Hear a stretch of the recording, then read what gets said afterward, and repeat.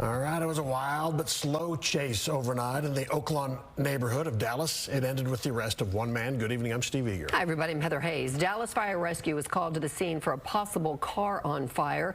As firefighters responded and approached the SUV, the driver took off. Like Steve said, 3 wheels, sending sparks into the air.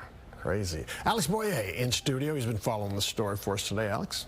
Hey guys, pretty wild, right? It's certainly not something that you see every day. A driver seemingly trying to evade first responders while driving that disabled SUV throughout the streets of Dallas. Now, cops quickly caught up to him, and he's now in jail. A bizarre scene unfolded on the streets of Dallas overnight, as the driver of a disabled SUV seemingly tried to outrun first responders. So dispatch will actually get the information at first, right? And they're going to get it from whoever's calling 911. We asked Dr. Alex Del Carmen, a criminologist, to examine what our Fox 4 photographer captured. Shortly before 2 Monday morning, Dallas Fire Rescue was dispatched to the area of Oaklawn Avenue and Highline Drive for reports of a Jeep Grand Wagoneer that was smoking and possibly on fire. When firefighters arrived, they noticed that the front left wheel had folded over and the airbags were deployed. They went to check on the male driver, and that's when he reportedly drove off. You can see in the video he had to drive at a slow rate of speed since the disabled SUV was tipping up on its nose and throwing sparks.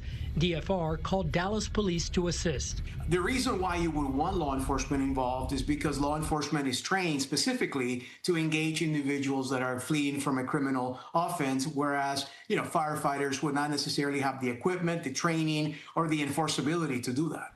Dallas police officers followed the driver as he drove up and down several streets in the Oaklawn neighborhood of Dallas.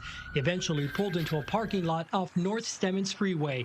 We're told by officers on scene that he showed signs of impairment. He was arrested. No one else was hurt. And this is a clear example of how, for instance, the dispatch is sending somebody there to take care of an individual from a medical standpoint, and very quickly it turns into a very different type of scenario where the enforcement part comes in.